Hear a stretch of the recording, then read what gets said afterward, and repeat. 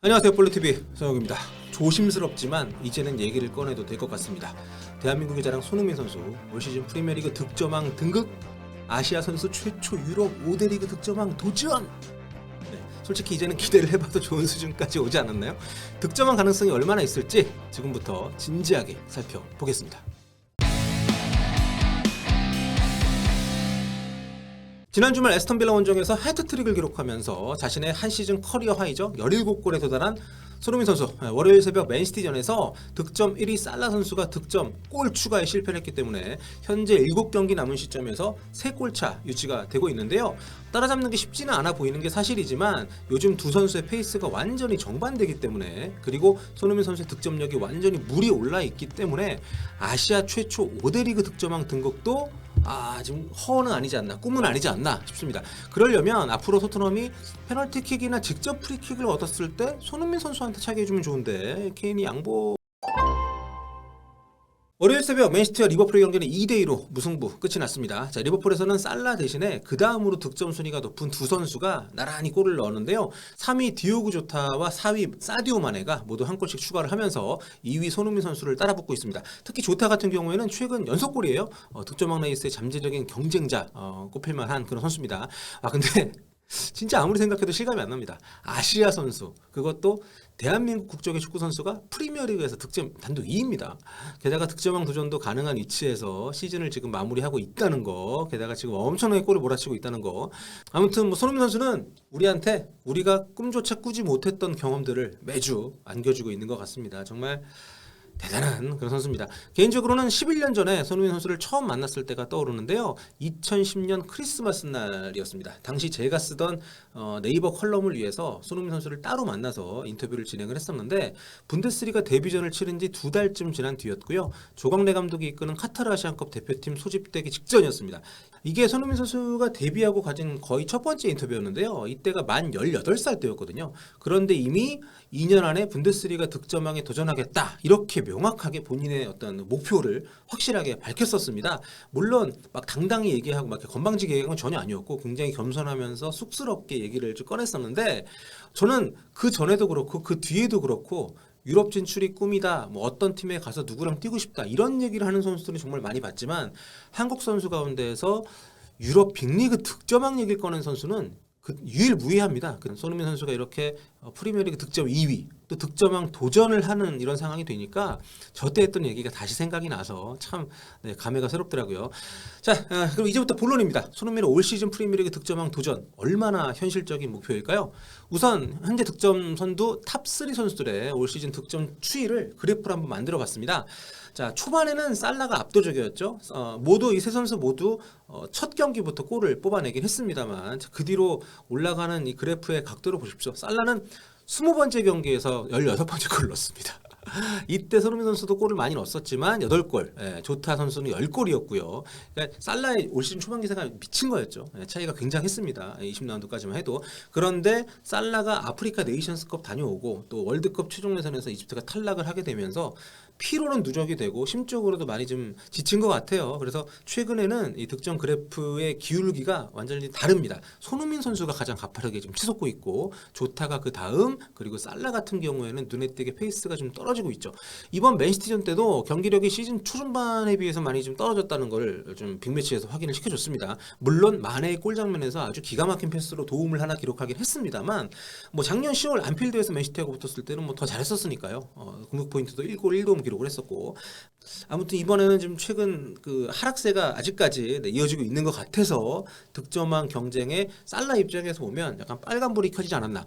이렇게 최근 경기 수별로 나눠서 기록을 좀 비교해 보면 차이는 더 뚜렷한데요. 손흥민 선수는 최근 3경기에서 무려 6골, 도움도 하나, 이렇게 몰아넣기를 하고 있고, 살라 같은 경우는 최근 3경기에서 한 골도 못 넣고 있습니다. 반면에 살라의 동료인 조타는 경기당 한 골씩 넣으면서 컨디션 유지하고 있죠. 3경기 연속 골이어서 조타가 한 골 이렇게 최근 경기 범주를 10경기까지 확대해서 보면 살라도 나쁘진 않습니다.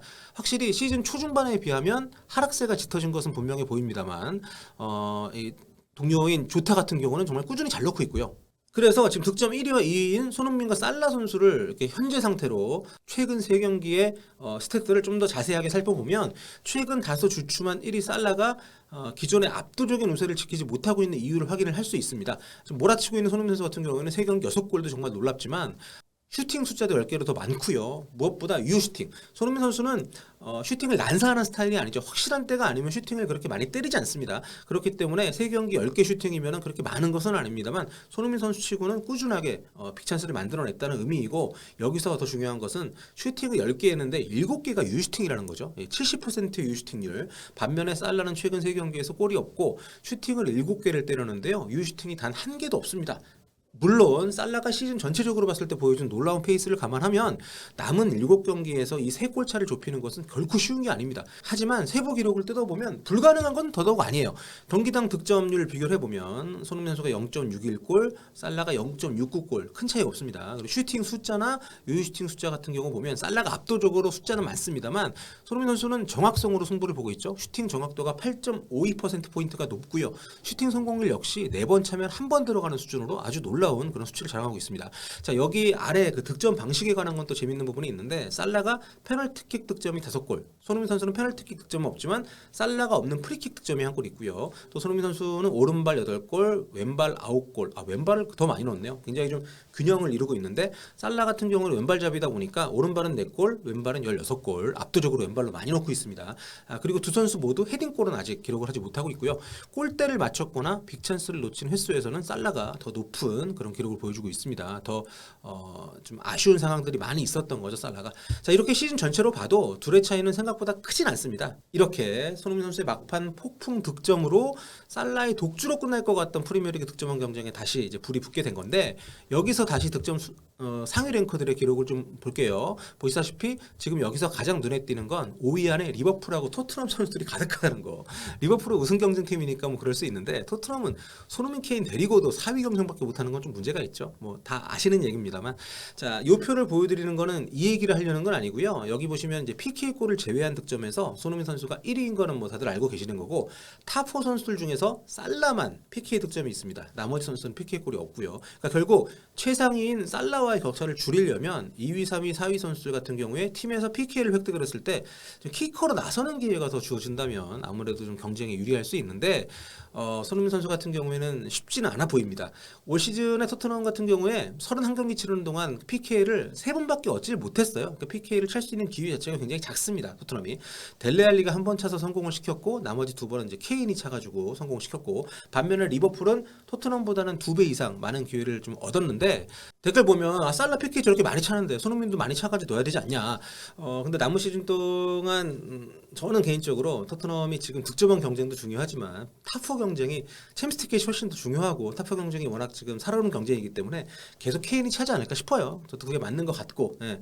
아무튼 토트넘 같은 경우에는 좀 챔스 티켓이 더 중요한 상황에서 요즘 잘하던 도어티가 에스턴 빌라 좀 부상 때문에 시즌 아웃이 돼가지고 굉장히 여러 가지로 매 경기 정말 승리를 위한 모든 걸 쏟아 부어야 되는 상황이기 때문에 득점왕 경쟁을 위해서 손흥민 선수에게 키커를 양보하는 일은 저는 개인적으로 기대는 안 하고 있습니다. 자, 남은 일정 볼게요. 상대적으로 리버풀, 토트넘 남은 일정에서 상대팀 난이도는 좀 비슷하다고 할 수 있는데, 토트넘, 리버풀 모두 홈 경기를 4경기씩 남겨놓고 있습니다. 홈에서 더 많은 경기를 한다는 거는 득점 가능성이 높다고 할 수 있는 거고, 손흥민 선수가 뭐 다들 아시다시피 프리미어리그에서 가장 홈 경기 골이 많은 선수잖아요. 이거는 손흥민 선수에게 그래도 조금 유리할 수 있는 그런 요소로 작용을 했으면 좋겠습니다. 그리고 전반기 대진하고 비교를 해보면 전반기에 만났을 때 골을 넣었던 상대들이 손흥민도 그렇고 살라도 그렇고 많이 일정이 남아 있습니다. 그렇기 때문에 손흥민 선수는 뭐 2경기 정도 빼면은 다 골을 넣었던 상대고, 살라 같은 경우는 마찬가지고, 뭐 그 이전 시즌까지 포함을 하면 다 골을 넣었던 상대들이기 때문에 두 선수 모두 이번 남은 7경기에서 충분히 득점을 추가할 수 있는 그런 대진이다. 누가 더 유리하다고 보기에는 좀 어려울 수 있는. 근데 정말 대단하네요. 이런 수많은 팀들을 상대로 다 골을 넣었던 선수들이라는 게 이 두 선수가 득점왕 자격이 있다는 것을 말해주는 것이 아닌가. 결코 쉽지 않은 일입니다만, 만일 손흥민 선수가 프리미어리그 득점왕에 오르게 된다면 역대 아시아 선수로는 5대 리그 첫 득점왕입니다. 이란의 자한바크 씨가 그 알크마르 시절인 2017-2018 시즌에 21골 터뜨리면서 네덜란드 1부 리그 득점왕에 올랐던 게 아시아 선수의 첫 유럽 리그 득점왕인데 뭐 네덜란드 리그는 5대 리그는 아니니까요. 이란의 사르다르 아주문 역시 2020년 러시아 리그 득점왕을 차지했던 적이 있습니다. 하지만 아시아에서 5대 리그 득점왕은 아직까지 없었다는 거. 필리핀 출신의 바르셀로나 레전드인 파울리노 알칸타라 선수가 스페인 리그에서 20세기 초에 엄청나게 골을 많이 넣었었는데 그때는 스페인 리그가 아직 전국 리그가 아니었기 때문에 또 이 산정에는 포함이 좀 안 되는 거고요.